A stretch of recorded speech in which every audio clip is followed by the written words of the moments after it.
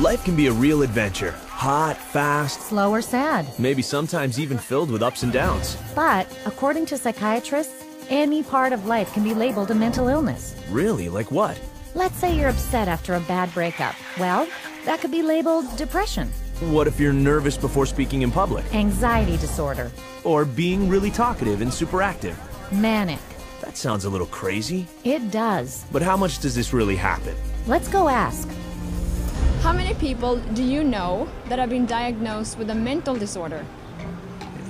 Diagnosed with a mental God, off the top of my head, maybe one person that I know who's been diagnosed with a mental disorder. Probably just one. So, yeah, maybe 2 or 3 people, maybe in the 3 or 4 range. 4 or 5, maybe 5. 6 people in the household. 6, 7, 10, a dozen or so. About 20. How about 30? Would definitely be in the hundreds for sure. The total number of people that I know in my lifetime has been diagnosed with a mental disorder probably fall around the range of 100 to 150, and I'm 23 years old. Wow. But where are these disorders all coming from? From Psychiatry's Diagnostic and Statistical Manual of Mental Disorders. It's 943 pages long and covers everything from depression and anxiety to stuttering, cigarette addiction, fear of spiders, nightmares, problems with math, and even disorder of infancy. All reinterpreted and many falsely labeled as a brain disease. But people do have serious problems in life. Absolutely. But psychiatrists reduce them down to something wrong with your brain. So let me get this straight. Psychiatrists have a book of life problems reinterpreted as mental disorders? That's right. Wow. Then it must be backed up by a lot of science. You'd think so, but it isn't. Psychiatrists at one of their recent conventions admitted to it. Listen to this. DSM is made up by committees of men who have political opinion, and women too, who have biases and political opinions. And so there isn't nearly as much science in DSM as there ought to be. Like in the previous one, people had a meeting in the bathroom and they decided that something should be in there, and then they would go and propose it to the whole committee. You have this kind of lumping together of several observations, and when you get enough of them in one tent, you got a diagnosis. DSM system is not the real system of the diagnosis. A lot of the disorders that are in there haven't necessarily been rigorously validated. It's just the best tool that we have available, but it is not perfect. It's so useless that if you give me a patient and the DSM, I'll make at least 20 diagnoses on the same patient. You have to take it with a grain of salt anyway. It's actually getting more and more complicated. We're left with diagnosing things on the basis of checklists and questionnaires, which leaves us sort of out of, as you said, the rest of medicine because we don't have a biological test. Amazing. The lack of science in the DSM is actually an open secret. Here's what some professionals have to say about it. The DSM is a sham. It's been described as a house of cards. Why? Because the diagnoses are theoretical. They're not based on scientific measurements. It's sort of a shaky level built on another shaky level, built on another shaky level. It is flimsy and that it is easily collapsible under the scrutiny of critical thinking. If you just pull one little fragment of the reasoning aside and question it thoroughly, you'll find it doesn't stand up, and then that means that the whole organism collapses because you've got some wrong premises in there somewhere. In fact, they're all over the place. It is indeed a house of cards because it's predicated on not a solid structure. It is built to create an apparently legitimate edifice, which results in a diagnosis. But any serious inquiry will show it to be illegitimate.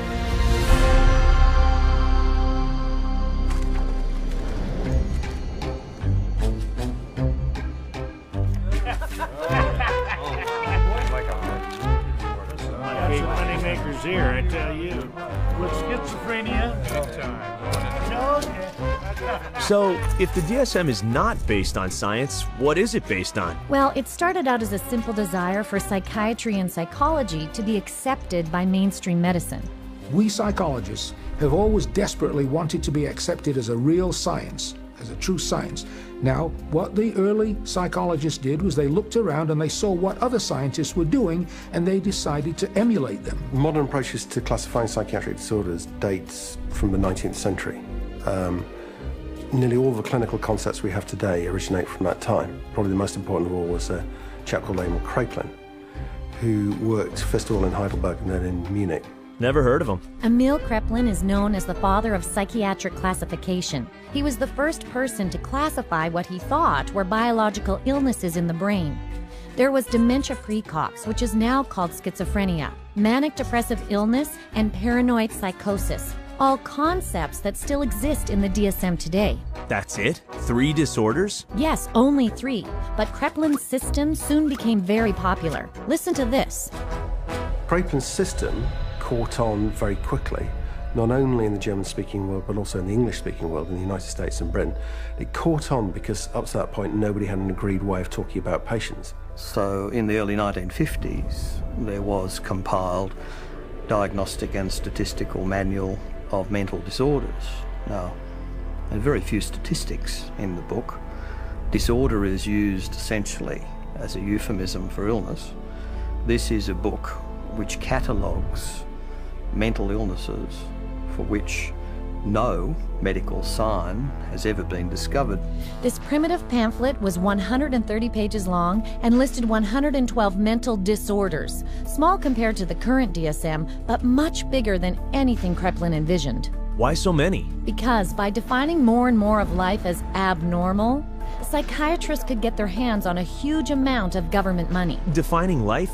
What do you mean? Well, things like holding your breath, biting your nails, thumb-sucking, sleepwalking, poor efficiency, even homosexuality. That's ridiculous. They added all those just to have people to treat? And more. Then the second version, DSM-2, came along in 1968 and expanded to 178 disorders, again to grab even more government insurance money. To do this internationally, the DSM-2 was specifically written to align with the International Classification of Disease, the ICD, a book extensively used in Europe and around the world that, apart from psychiatric diagnoses, lists real medical diseases. So that's how psychiatric disorders got accepted by mainstream medicine. It was a start, but the DSM-2 was still not scientific, as it was heavily influenced not by actual clinical testing, but by the theories of Austrian psychologist Sigmund Freud. Then there must have been a lot of neuroses in that book, right? Yep. But there was absolutely no knowledge of what caused them, nor did they even look for a cause. Inclusion of the disorder in the classification does not require that there be knowledge about its etiology. So in other words, to make a diagnosis, you really don't need to bother with cause and effect. You don't need to know what causes the condition. Wait a minute. If the DSM doesn't tell you what causes its mental disorders, how does psychiatrists discover them in the first place? The answer may surprise you. New diseases are being invented all the time, and I want to emphasize the word invented, because when it comes to psychiatry, mental illnesses are not discovered, they're invented. The way the system works in terms of diagnosis is that every few years a group of psychiatrists and psychologists sit around in a room and vote on new diagnoses. This is science? I can't believe it. Don't worry, you're not alone. The diseases are voted on? What do you mean? Did you say, are they voted into existence? Are voted? As in created. Oh, man. I think that's kind of ridiculous. It's crazy that you would vote. I definitely don't agree. I don't agree with it at all. Mental disorders should be based on scientific research. I have been led to believe that it's all based on medicine and science. So I'm kind of shocked to find that out. Me too. There's more. Not only are mental disorders voted into the DSM, but now and then they are also voted out. Take, for example, homosexuality, listed in DSMs 1 and 2 as a mental illness. This is how the editor-in-chief of the DSM-3, Robert Spitzer, explained it. I came up with a definition in 1973 that made it possible to argue that homosexuality was not a mental disorder. On a vote, essentially, at a conference of the American Psychiatric Association, it was removed. Now, did they discover that homosexuality was not a disease through scientific processes? No. It was included for political reasons, and it was removed for political reasons. And the end result is a vote. It's a supposed democracy. So to call it science is a complete fabrication. So the DSM is actually political, not scientific. Right.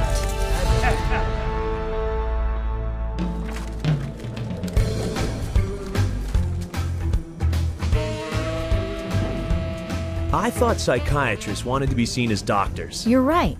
That's why they had to make their manual look much more scientific. Which it wasn't. So what did they do then? Well, they decided the DSM's next edition was going to be completely different.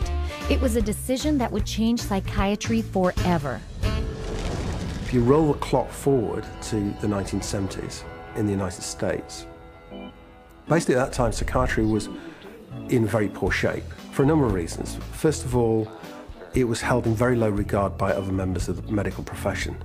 So psychiatry was the sort of thing you did if you couldn't succeed in any other area of medicine. And people such as Robert Spitzer in America made it very clear that the time had come essentially for psychiatrists, being doctors of medicine, to practice medicine. So if a psychiatrist was spending a lot of time dealing with people who were anxious, depressed, these dilemmas, these problems in living, now essentially had to be redefined. And they were redefined as medical conditions. And their solution to this was to come up with a manual which defined psychiatric disorders more carefully. So hence we have DSM-3, which is the third edition, which was published in 1980. Under Spitzer, psychiatrists editing the DSM-3 threw out Freudian psychology and decreed that from now on, psychiatry's diagnoses were purely biological. So they finally became scientific. No, actually, not at all. In fact, the political bickering over what disorders to put in and what to leave out of the DSM-3 was even more ridiculous. Here's what one psychiatrist had to say about it. They would squeeze into a room which was about half the size of this one. It was much too small. And Bob would raise a provocative question, and people would shout out their opinions from all sides of the room. And whoever shouted loudest tended to be heard. My own impression is it was more like a tobacco auction than a sort of conference. And this is what another member of the DSM decision-making panel said. The low level of intellectual effort was shocking. Diagnoses were developed by majority vote on the level we would use to choose a restaurant. You feel like Italian, I feel like Chinese, so let's go to a cafeteria. Then it's typed into the computer. It may reflect on our naivete, but it was our belief that there would be an attempt to look at things scientifically. Sounds like they had a diagnostic manual that looked more scientific but had no more science in it than before. Meanwhile, the number of mental disorders in the DSM-3 had ballooned to 259. But to sell the idea that psychiatry was a true medical science, they had to spin it with a really impressive scientific-sounding theory. But with DSM-3 from 1980 on, there was the progressive medicalisation of psychiatry. And the notion of chemical imbalance was invented and essentially took hold. Whoa, chemical what? Chemical imbalance theory. It was first suggested in 1965 to try to explain how depression might be caused by an imbalance of certain brain chemicals. I'd like to hear this. Joseph Schildkraut theorized that because psychiatric drugs alter the levels of some of these chemicals, then mental illness must be caused by too much or too little of them. Isn't that backwards? It sure is. It's a little like saying that because aspirin stops a headache, that headaches are caused by the deficiency of aspirin. I see what you mean. But it was just convincing enough to give psychiatry and the DSM-3 the superficial aura of science. As Robert Spitzer put it, psychiatry felt now, gee, we're more scientific, we're part of medicine.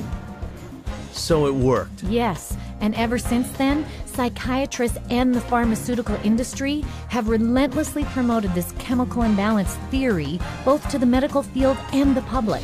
If you're one of the millions of people who live with uncontrollable worry, anxiety, and several of these symptoms for 6 months or more, you could be suffering from generalized anxiety disorder, and a chemical imbalance could be to blame. Pristique is thought to work by affecting the levels of two chemicals in the brain. It works to correct chemical imbalances in the brain, which may be related to symptoms of social anxiety disorder. Cymbalta works on serotonin, and norepinephrine. Hundreds of thousands of patients have been prescribed Abilify. Ask your doctor. Ask your doctor. Talk to your doctor. Call your doctor. Ask your doctor about Cymbalta. Pristiq is a key in helping to treat my depression. Ask your doctor about Pristiq. You come to my office, and I say to you, well, you describe what's going on in your life and your symptoms, and I say, well, it's clear to me that you've got a chemical imbalance, and we're going to write you a prescription for this. The truth of the matter is, there's no such thing as a chemical imbalance. There's no test out there that they can depend on that tells you you have a chemical imbalance. There's actually, in fact, dozens of studies showing that there isn't any measurable imbalance. So psychiatrists will explain to patients all the time, this is just like diabetes. In diabetes, you have low insulin, we have to readjust the insulin level. In depression, you have low serotonin, we have to readjust the serotonin level. But actually, we have already proven that there's nothing wrong with serotonin levels. It's completely a myth, disproven by our own evidence. I had a psychiatrist. He said that, in his professional opinion, this child had ADHD, a chemical imbalance of the brain. And when he was questioned on the witness stand as an expert witness for the state, he was asked if they had done an MRI. He said no. He was questioned if they had done a CAT scan. He said no. He was asked if they had done any bodily fluid check known to medical science to prove that this child had a chemical imbalance of the brain. He says no. And when he was asked how he arrived at this ADHD diagnosis, a chemical imbalance of the brain, it came down to that he had counseled and observed this child for 2 hours, and half of the time was observing. How do you arrive at a diagnosis of a chemical imbalance of the brain by talking to a child and observing them for 2 hours? You don't, okay? It's pure guesswork. Wow, is this for real? See for yourself. Here's what happened when a person with a hidden camera went to several different psychiatrists asking to be tested for a mental illness. So are there any scientific tests? Not that I'm prepared to do this time. No. So you getting that I have adjustment, what is it? Adjustment disorder, mixed emotional features. It just means situational stress. Right, it's a formal diagnosis. But I'm saying, just where do you get that from? I take you at face value. In terms of diagnosis, there's no way that I can x-ray or project or allow. So it's very hard to have anything to measure. Because whatever's going wrong, it's happening in there, and we just can't go in and open up somebody's skull and scoop something out to measure. Right now, we don't have an x-ray or blood test. That doesn't mean that the diagnosis is not correct. The diagnosis is for insurance, and I'm not really trying to think too much in terms of diagnosis. I don't really see that as my main job here, to make a diagnosis, except give something to the insurance that's reasonably accurate. But we don't even really know what's going wrong in the brain. So all the things that we found were found by accident. I'm stunned. Psychiatric diagnosis is based purely on individual opinion. No matter what they do, they're wrong. Britain's BBC even did a show on this where 10 volunteers, 5 considered normal, and 5 previously diagnosed as mentally ill, were observed by 3 well-known mental health experts, who were then asked to determine who was who. Oh boy. Watch this. We think that it's likely that you've had a history of bipolar disorder. Is that correct? You're wrong. Okay. We've come to the conclusion that at some time you've been diagnosed with a mood disorder. You're wrong. So we were wondering whether at some point in your life maybe that you had suffered from a significant psychiatric problem of some kind or other. No. Not at all? You are wrong. All right, okay. 3 wrong diagnoses in a row. After a whole week of observation, the panel have identified just 2 out of 5 disorders. So much for science. You got that right.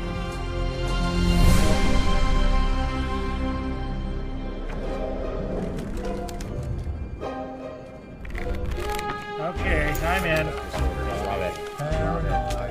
And I got a pair of compulsive disorders here. I have a question. How can psychiatrists call themselves evidence-based when they have no evidence? It goes further.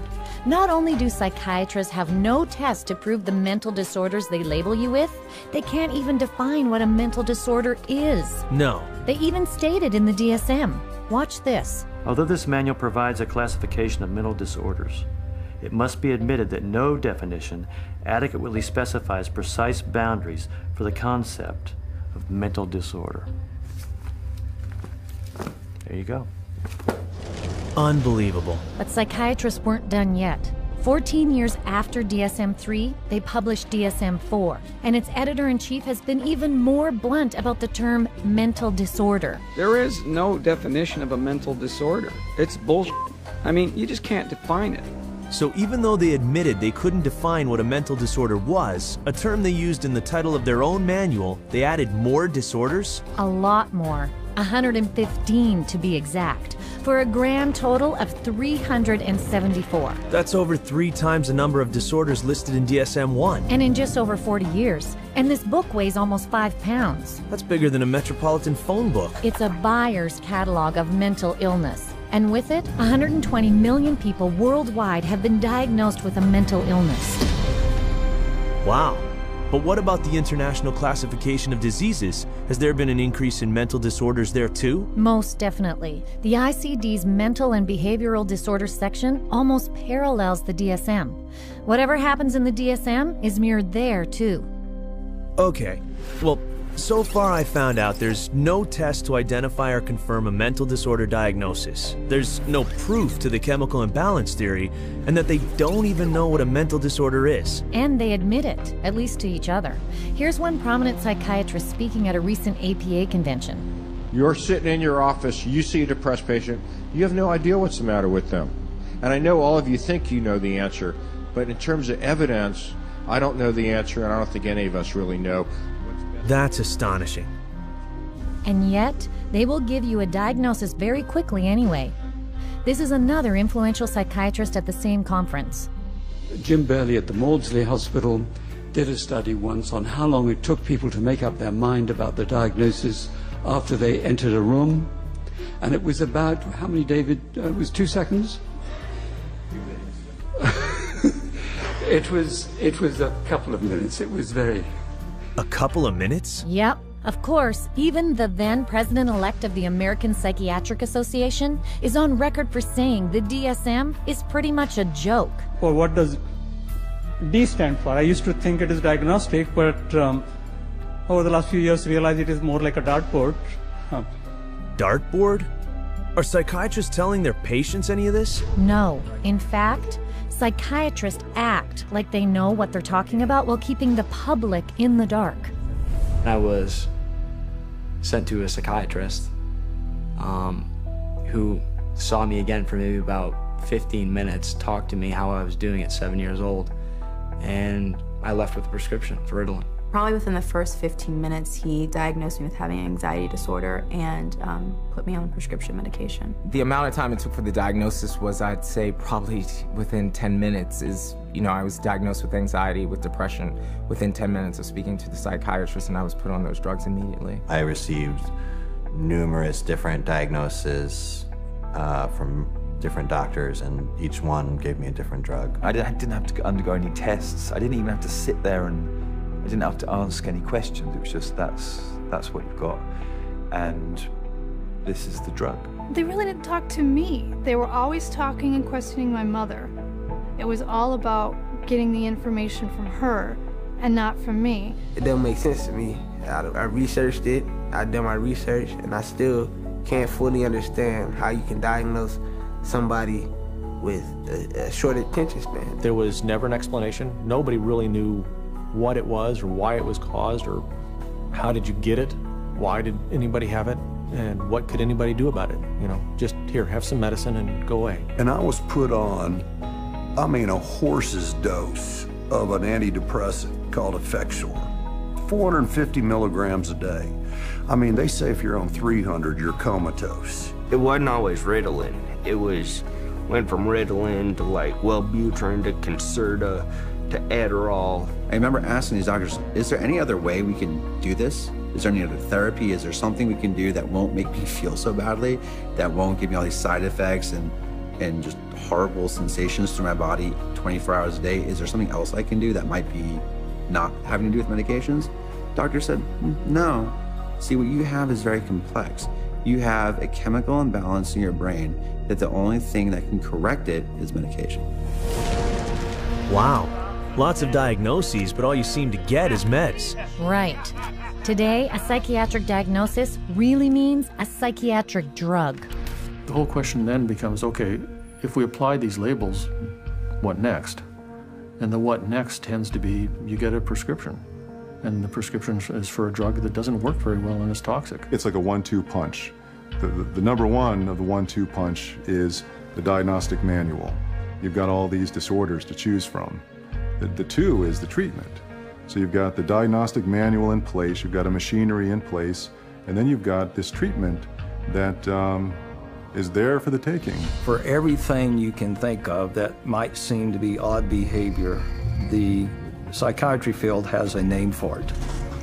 And then for every name of every diagnosis you have, there's going to be pharmacology behind it, and they have a pill for it. Let me fan it out and pick a card, and there you go. Here's your label, and there's the drug that we'll give you to go along with that label. 98%, maybe 99% of people will get a diagnosis that justifies the use of a medication and also a follow-up appointment. Because remember, the business of medicine, the business of psychiatry, is seeing patients. And the psychiatrist that tells a patient they don't have a problem and there's no medicine for that problem doesn't have a very busy practice. And that's sort of the purpose of the DSM-345, to provide a diagnosis that can be given a drug for that patient. It's a quick buck. You don't need to do a physical exam. You put it in the chart, it's done. Prescribe away.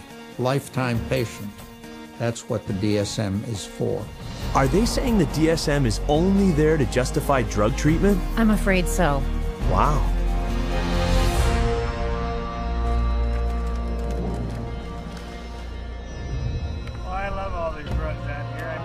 So if psychiatry's primary treatment is drugging, there must be a lot of drug prescribing out there. Absolutely.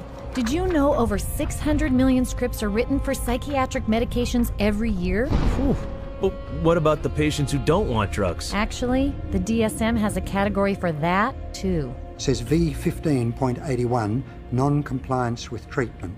Now, this category can be used when the focus of clinical attention is non-compliance with an important aspect of treatment for a mental disorder or a general medical condition. If you refuse treatment, then you probably are mentally ill, ipso facto, by that fact alone. So if you don't do what a psychiatrist tells you to do, that's a mental disorder? That's right. That's downright scary. So why wouldn't they follow the treatment? Because the drugs psychiatrists prescribe can cause some very strong and severe physical reactions. You mean side effects? Well, not exactly. Drugs really don't have side effects. Drugs only have effects, and we arbitrarily differentiate those effects of the drug that we like, and we say these are the effects of the drug. And those that we don't like, those are the side effects. It's akin to saying that a bomb that comes down on a building kills people and destroys the building, and the military general says, oh, killing of the people is really a side effect. No, you cannot separate out the destroying of the building and the killing of the people. And so these are not side effects, these are direct effects of the drug creating disaster. People think antidepressants are going to make them happy, but it's not what they do. They numb them down, and then in themselves there's a withdrawal state from the antidepressants. They just become like robots, some of them. They're not actually able to experience the whole variety and range of human feelings and emotions and work with them and express with them and share them with others. Because once you sort of put somebody on a heavy dose psychotic drug, I mean, you're just dehumanizing them. These are very potent, very toxic medicines, cause on themselves diabetes, high cholesterol, cause what's called a metabolic syndrome, truncal obesity, premature hardening of the arteries. They affect the heart and the lungs and the kidneys, and you never know exactly what to expect. Most psychotropic drugs lead to massive weight gain. Some of them, like olanzapine, for example, can lead to weight gains of 25, 30, even 40 kilos in a year or two, and that is serious. One of the side effects is it affects your sexual performance abilities. In people who are on a lot of medication, they're just totally unable to detoxify through their liver, and then other functions of the body shut down one by one. These drugs have on their labels may increase risk of suicide and homicide in people who take them. Just like a carton of cigarettes has to say may be hazardous to your health. And there's cases where many people who commit suicide or commit acts of violence are on these medications, which definitely has this type of side effect. You look at the side effect profile is identical to what they're trying to treat, and in some cases worse, and especially in the instance of suicide, then you can see that it's an extremely treacherous area with very, very little actual science behind it. Are you kidding me? These are dangerous drugs. Yes, and there have been thousands, maybe even millions of victims who came to psychiatry for help, but were given drugs that ultimately destroyed them. People such as Candace, on Zoloft because she was nervous before tests. Stephen committed suicide 19 days after being placed on Prozac. Julie, planning for college, hanged herself after only 7 days on Zoloft. Matthew, 13 when he hanged himself. Matt, a 21-year-old on a mix of psychiatric drugs. Caitlin, on Zoloft and Trazodone. Beth, put on Paxil for sleeping problems. Matthew, after starting Lexapro. Charles, on Clozaril. Caitlin, a 12-year-old.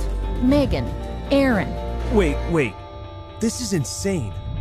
Are you telling me all these people who killed themselves had been taking psychiatric drugs? Yeah. An estimated 42,000 deaths a year have been linked to psychiatric drugs. Wow. That's over 3,000 people a month. They should take these drugs off the market. Absolutely they should. But because these drugs are by far the main treatment psychiatrists offer their patients, they downplay the risks, and their patients pay the price. When you get on the psychiatric drugs, you feel just like you don't really want to live anymore.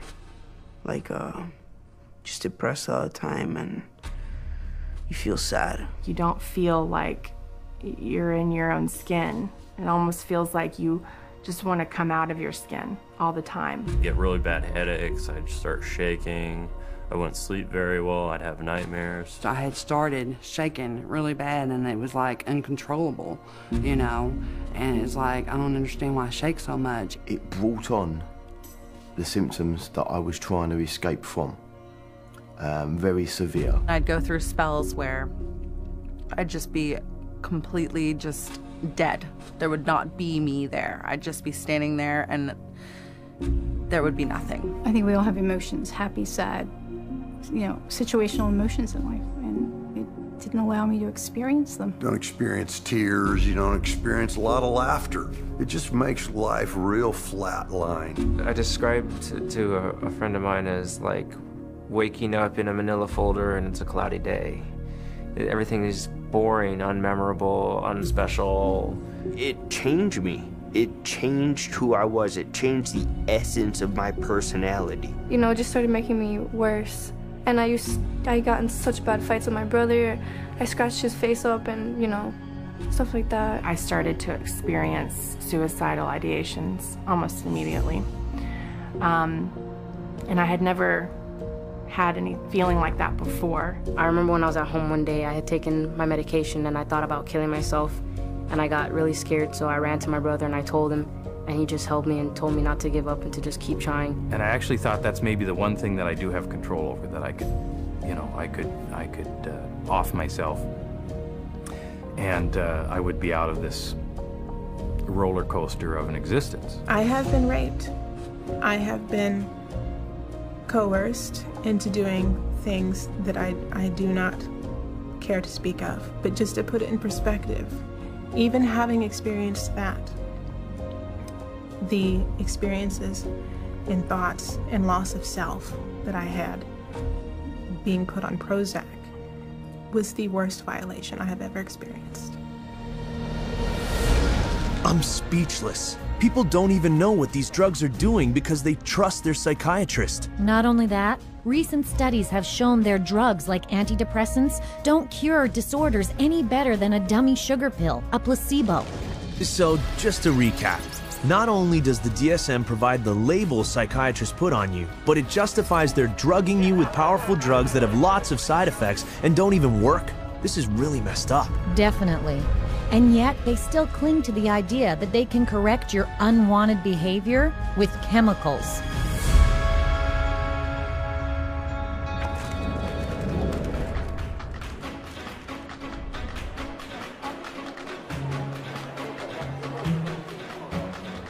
Naturally, psychiatry appeals to the pharmaceutical industry, since now they can market and sell drugs for each disorder named in the DSM. I know those marketing campaigns, they're everywhere. Yes, but if you'll notice, they're also marketing the disorder.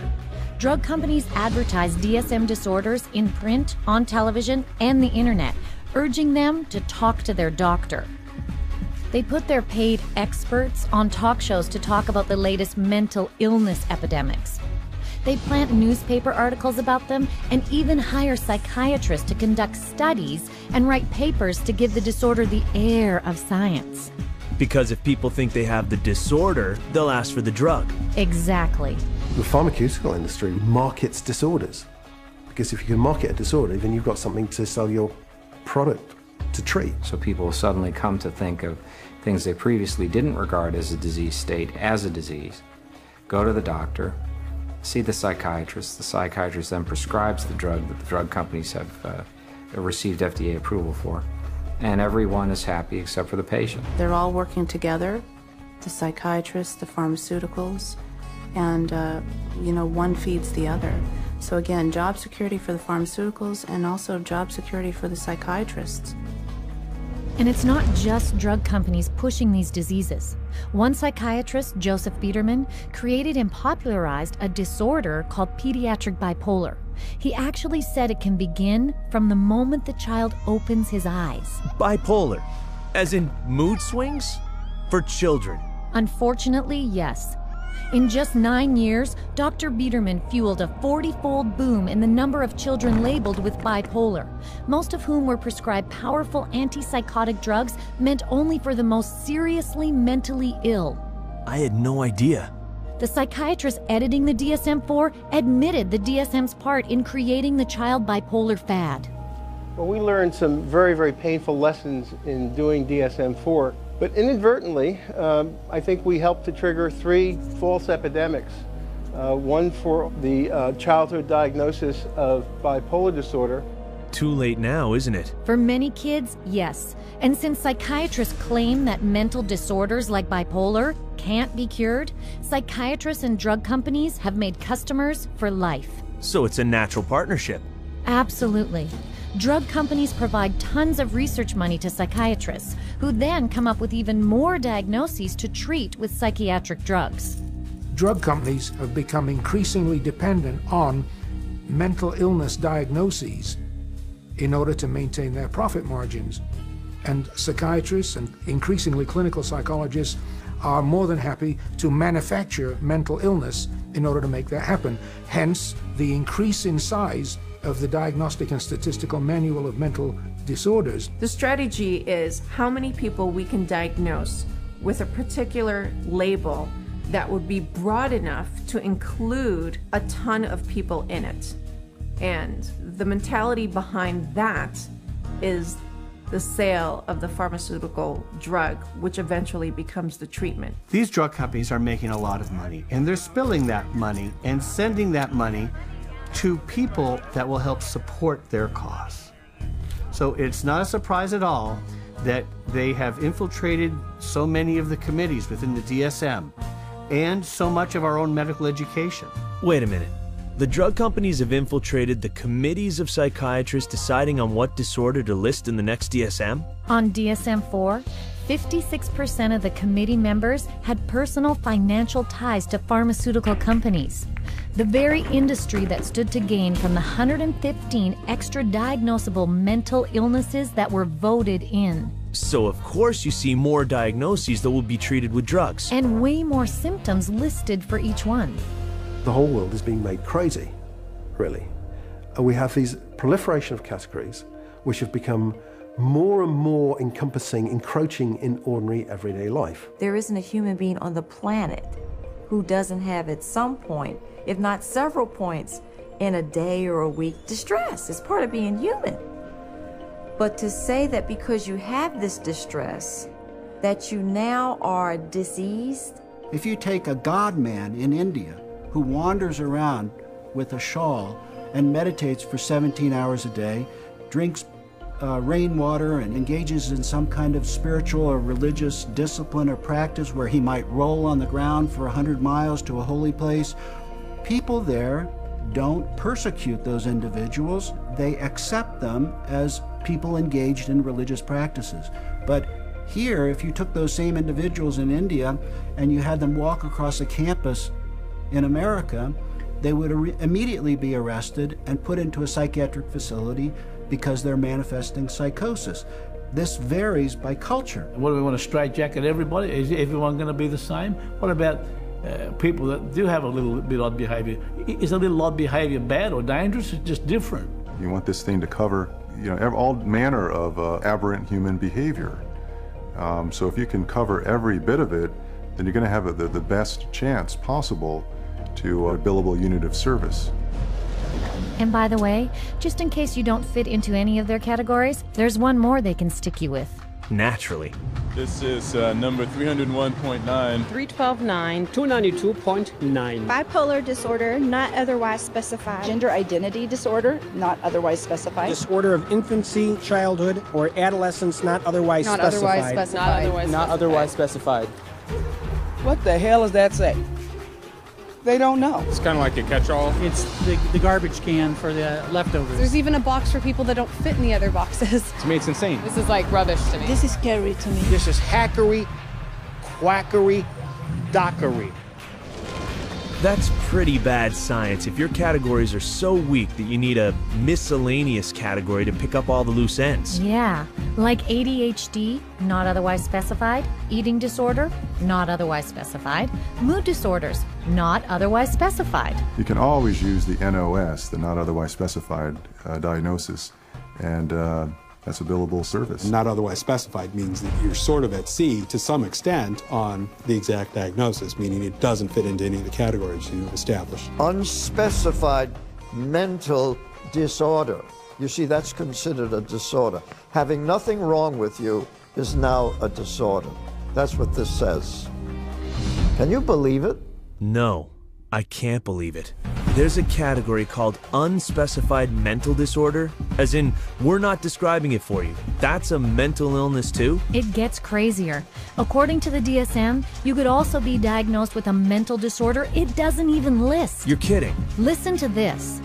These diagnostic criteria and the DSM-IV classification of mental disorders reflect a consensus of current formulations of evolving knowledge in our field. They do not encompass, however, all the conditions for which people may be treated or that may be appropriate topics for research efforts.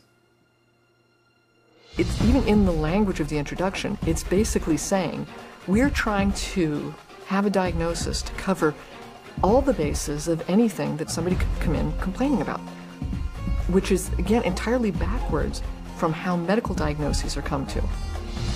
This DSM isn't even close to medicine, is it?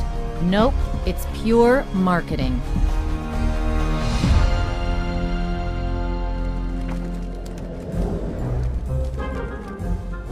God bless the insurance companies.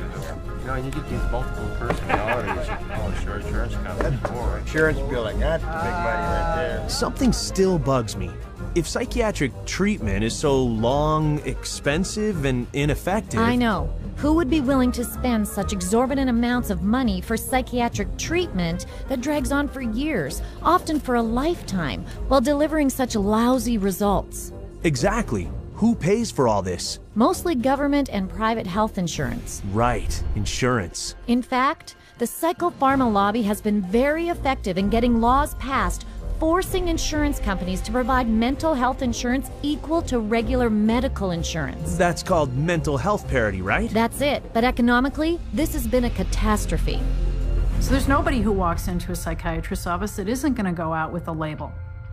He's got 374 choices or so based on the Diagnostic and Statistical Manual list of symptoms. So he's got to fit you into one of those categories in order to get paid. The DSM really should be called, how to bill the insurance companies, how to get money from the insurance companies.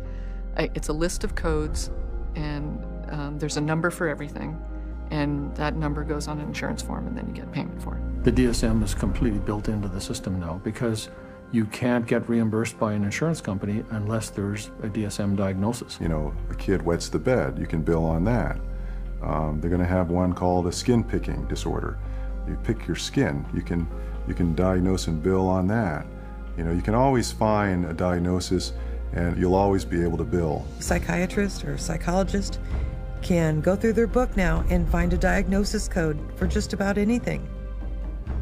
Everybody would fall into something that they could put a diagnosis on and fraud insurance companies. What a racket! You got it. Every year, the psychiatric industry uses the DSM to rake in $100 billion from the U.S. government and private insurance. And that's just one country. I'm starting to realize just how much the DSM has pushed up the overall cost of medical treatment. I know. The average insurance bill from psychiatrists is double that of general medical treatment. And that raises what I have to pay for insurance. Right, and it wastes taxes too. The Texas State Mental Health Insurance Program was almost bankrupted by one class of very expensive psychiatric drug, normally prescribed for bipolar disorder. Wow, that's a lot of drugs. Sure is. And on top of that, because DSM diagnoses are so arbitrary, another huge and costly problem is insurance fraud. Private psychiatric hospitals have been caught posing as stop smoking and weight loss clinics to get people to admit themselves. Come with me. Paying recruiters $3,000 a head to funnel government insurance patients through their doors. How many more you got coming? A bunch. And holding patients inside as long as possible until their insurance coverage runs out. And all this is for the insurance money? Right.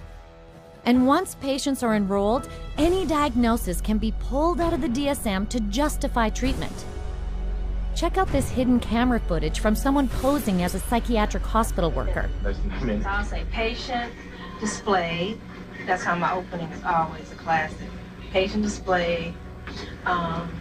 He's sort of, what do you think? You think he's, I thought, I've interacted with him a lot, and I thought he's always appropriate. He's always... But under behavior, what's some good words in here? He's not negative. He's sort of intrusive a little bit. He's not really. He doesn't push limits anymore. He doesn't really act intrusive. He acts sort of anxious. Focus on the negative. And why should we focus on the negative? Because that's how they get paid. This is what they told me. You write what you want to write. I know I got to write for you. So I know what I have to write. You know what I mean? So that's why why do you have to write it? So this place can get paid. Oh, okay. It's a business thing. It's not like I'm lying, but I always pull the negative out.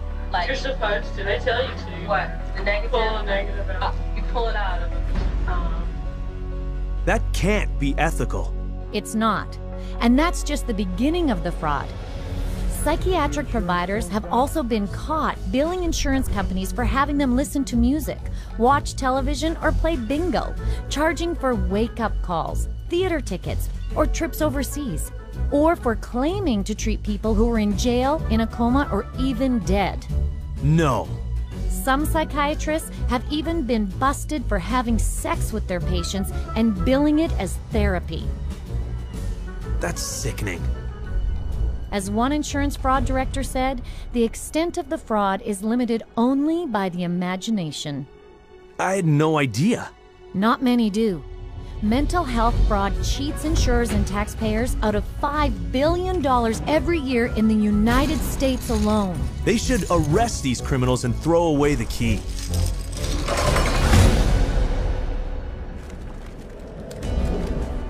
It's the Diagnostic and Statistical Manual of Mental Disorders, the third edition. Did I mention that psychiatry has also been very successful in using the DSM to infiltrate our court system? The courts, too? Yep.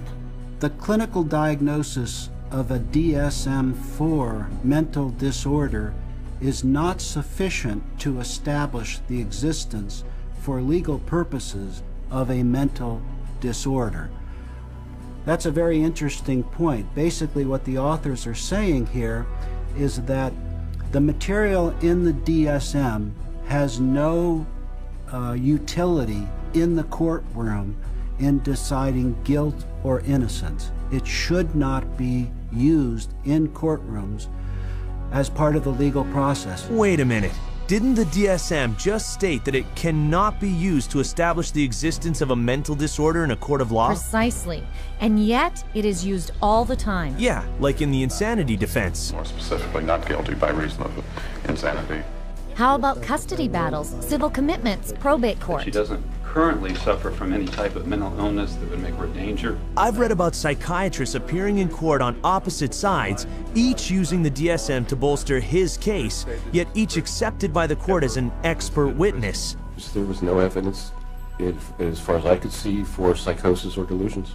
Because he's suffering from narcissistic personality disorder and a delusional disorder. A complete contradiction. It hasn't always been this way. In the beginning of the 20th century, a psychiatrist in a courtroom would be laughed out of the courtroom by and large. Today it's commonly accepted testimony as long as it's in accord with the DSM. The danger in using the DSM in a court setting is that you're using a vocabulary that the judge or the jury doesn't fully understand. They are, by concocting these psychobabble words, it makes it seem like there's something there that may not be there. The courts have allowed all this junk science to come into the courts, and they've made case law on it, and once the case law is made, we're stuck with it until it gets overridden. They come in with tests, they come in with their diagnostic categories from the DSM, and they say, we've done tests, we've determined that this person has this numbered malady, and therefore they do. And there's almost no way to pry a judge out of accepting that. When a psychiatrist makes a diagnosis in court, is that the person is sent to a mental institution, deprived of liberty, and we have no idea whether he's guilty or not. On the basis of DSM diagnoses, someone is involuntarily committed to a psychiatric institution every 40 seconds. That's just so wrong. And anyone, anytime, can lose everything because of the opinion of a psychiatrist. Listen to this. I went to a stop smoking course at Vanderbilt. And the doctor, the lady that ran the program said that she goes, we need to get you on a stop smoking medication. So she prescribed me Zyban. Well, after the fact, I find out that Zyban is nothing but this really powerful antidepressant called Wellbutrin. Yeah, I stopped smoking, but I had no idea the hell. I mean, the hell. The hell's gates were being opened when I started taking Zyban. I had been clean and sober for 18 years. Just never considered that. But something about that, I started experiencing the craving to drink again, and my life fell apart. Divorce, relapse.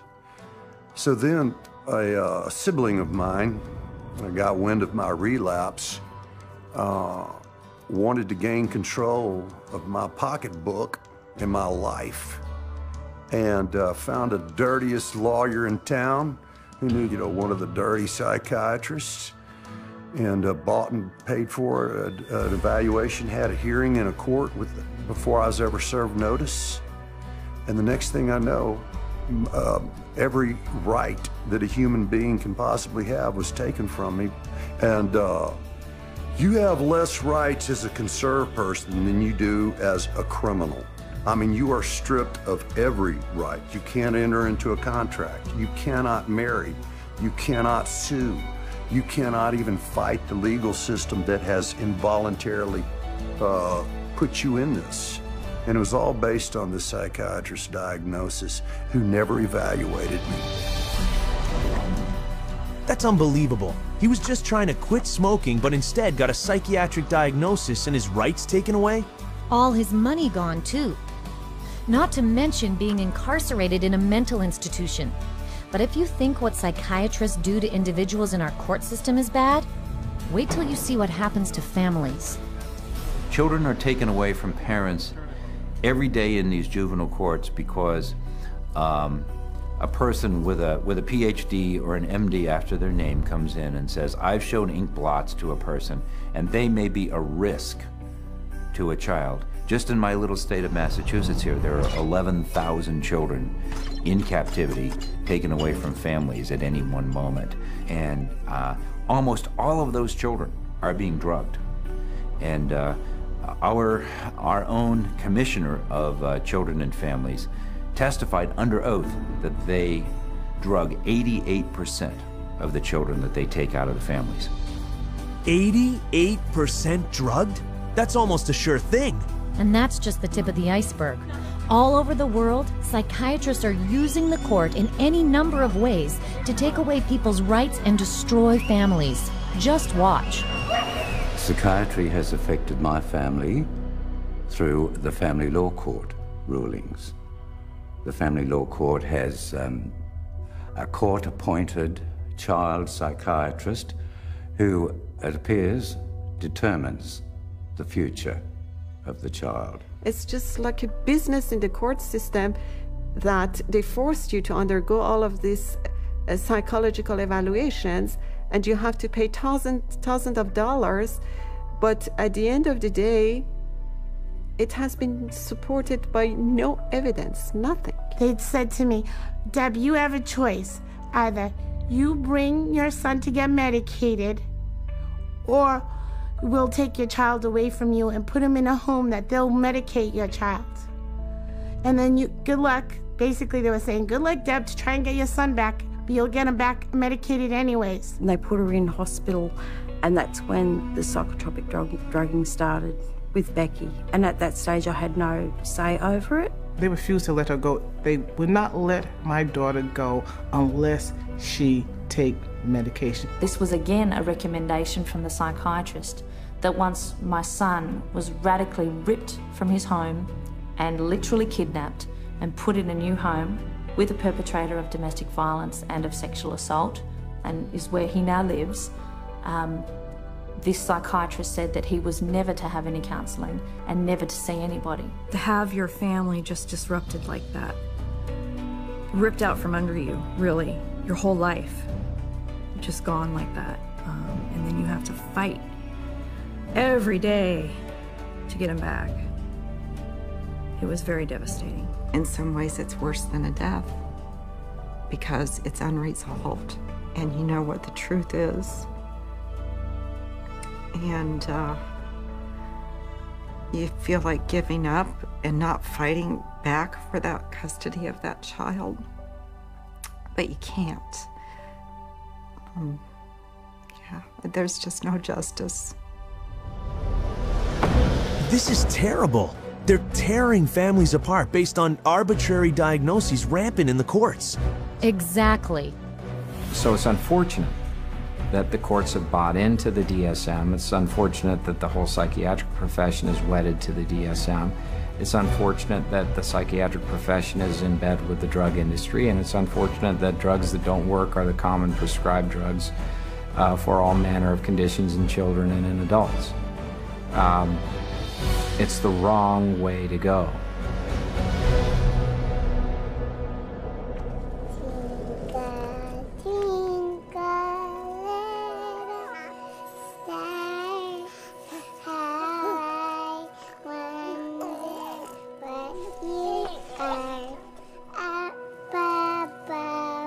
Oh no, not them too. Unfortunately, yes. Children are now a huge target market for psychiatry. The number of childhood disorders listed in the DSM has skyrocketed from 3 disorders in 1952 to 44 today. That's 15 times more. And yet, the DSM basically admits it shouldn't be diagnosing children. In early childhood, it may be difficult to distinguish symptoms of attention deficit hyperactivity disorder from age-appropriate behaviors in active children, such as running around or being noisy. We basically don't know the diagnosis from normal childhood. That's what that's saying. Attention deficit hyperactivity disorder. That's what psychiatrists call kids who don't sit still in class, fidget, run, or climb a lot. Basically childhood behavior, right? Right. And 20 million kids worldwide have been labeled with some mental disorder. So instead of letting kids be kids, psychiatrists are now telling parents their children are mentally ill and need psychiatric drugs. It used to be that you were on the playground, you had the weird kid, you had the shy kid, you had the goof off, you had the hyper kid. You can't have that anymore. Now it's all medical diagnoses. For them to come up with new diseases and new issues and diagnosis in their book, it doesn't correct bad behavior, okay? They can give children all the pills they want. It still doesn't correct bad behavior. The thinking still is, you must fit into this mold. And if you don't fit into this mold, there's something wrong with you. And if you're not the person who designs the mold, too bad for you. A child is labeled and then they're brought to professionals who are trained a very particular way. They're all being trained that if the child fits into this category, then we should consider putting them on Ritalin because that's what they do. That is the protocol. The way the Ritalin will be marketed to the parents is that they will say, this is a drug to calm your child down. What they won't say is that methylphenidate is a form of speed. It's a form of amphetamine, and what we're actually doing is overdosing your child on speed. It's a stimulant. So naturally it's going to increase heart rate, increase blood pressure, and you put a kid out on a football field on a hot summer day, and his risk of having a cardiac event of some sort has just gone up. You know, I heard that stimulants given to kids diagnosed with attention problems are chemically very similar to cocaine. Yeah, and they have such a high potential for abuse, they're listed by the US government in the same category as morphine, opium, and methamphetamine. So who are psychiatrists going to drug next? Babies? Exactly. They're using what they call Diagnostic Classification 0 to 3, or DC 0 to 3. It's like a mini DSM for babies and toddlers. Listen to this. We already targeted our school children with ADHD and bipolar. That's already done. That was done 20 years ago.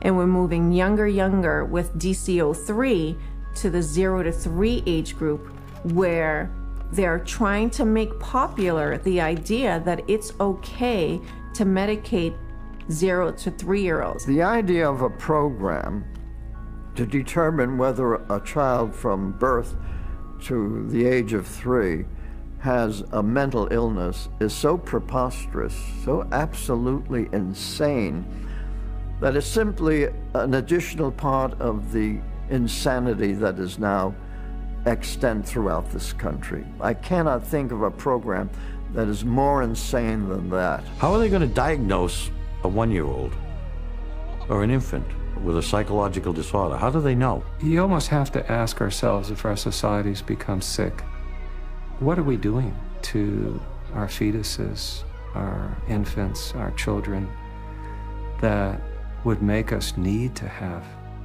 psychiatric medications? We're rolling dice with life. We're rolling dice with our children who can't even discuss it with anybody. They have no control. They are the helpless victims, and the ones who are supposed to protect them and care aren't armed with the facts. If parents knew all this, they'd be furious. You bet they would. But watch out, because the DSM also says you could catch a psychiatric disease from your children. You can't be serious. It's in the DSM.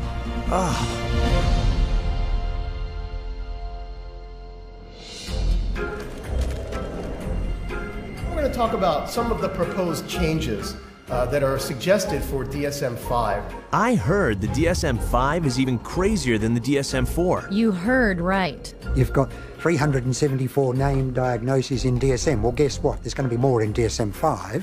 Why do we all of a sudden need a fifth DSM-5? Psychiatry wanted to broaden the horizons of mental health problems, of disorders. They wanted to stretch the disorders so it would encompass more. And to do that, they're going to add more diagnoses. We need more diagnoses like we need a hole in the head, really. They're not serving a purpose for mankind, all these diagnoses. They're almost laughable, some of the diagnoses. Laughable? Really? Well, they're talking about hoarding disorder if you don't throw enough things away. Persistent difficulty discarding or parting with personal possessions. Binge eating disorder if you overeat too often. Recurrent episodes of binge eating. Oh, and there's skin picking disorder. So it's recurrent skin picking resulting in skin lesions. Those are mental disorders? And for children, there's a new disorder that will scoop up the huge number of kids whose tantrums don't yet qualify for bipolar. They've created temperate dysregulation disorder to seem a little bit more mild of the condition and include a lot of the younger population in terms of that diagnosis. And what it essentially does, it just broadens bipolar disorder into a whole other new category. And where they don't fit into bipolar, now they can fit into this other diagnosing criteria. So the net is getting wider and wider. More than you know. They're even considering adding a label for spending too much time on the computer. Internet addiction diagnosis. It's another example of, just taking something going on in the popular culture that's, pretty widespread and then finding a way to pathologize it. I know people personally that spend 12, 13, 14 hours a day on the internet or social networking groups like Facebook. So there is something going on there. But is it a condition that we need to then label and drug? Absolutely not. That is laughable. Yeah, until you consider that in China, the government has already set up psychiatric clinics that treat teenagers for, quote, problematic computer use, sometimes using electroshock to cure them. No. And if you think that's bad, there's one more proposed inclusion into the next DSM that is truly chilling. It gets worse? This one takes the diagnosis of mental illness a major step further. Psychosis risk syndrome, known more recently by the convoluted title of attenuated psychotic symptom syndrome. That's a mouthful. What does that mean?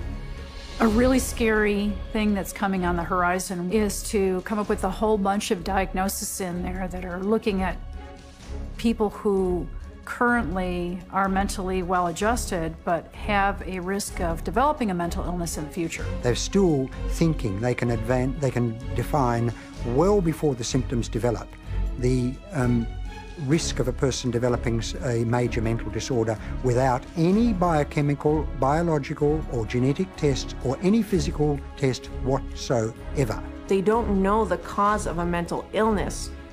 They can't treat it, they can't cure it. So how can they launch a preventative campaign for mental illness? It just logically, it falters. Wait a second.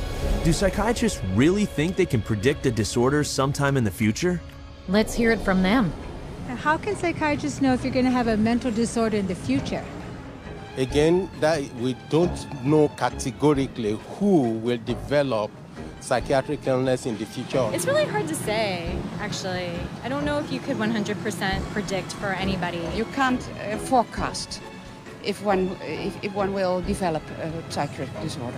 Maybe not, or maybe yes. It's hard to predict. It's hard to predict. There's no way to predict that. Well, I don't think that nobody knows that. There's no way to tell. Nobody knows? I don't think anyone can know what's going to happen in the future.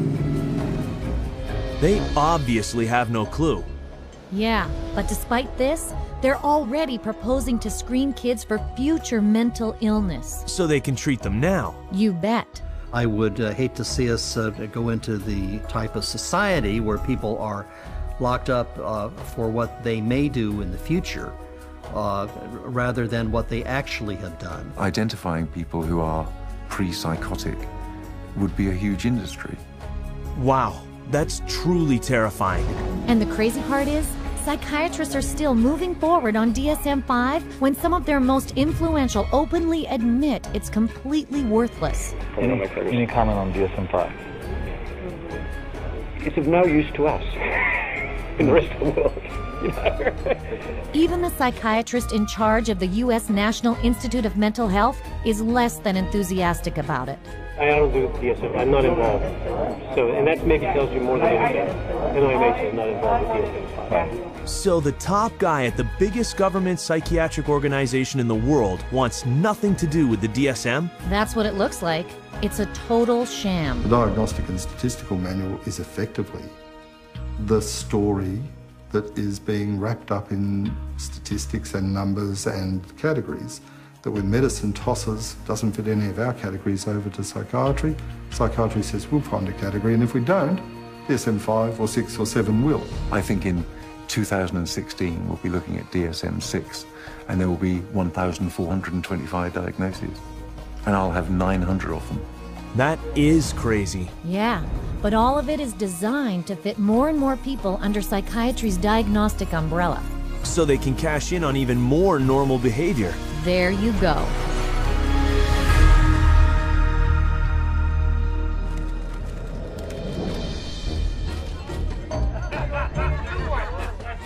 So, if the DSM is so completely useless, why are psychiatrists... Oh, gotcha. It's all about money, isn't it? With psychiatry, it's always about money. And it all starts with the DSM.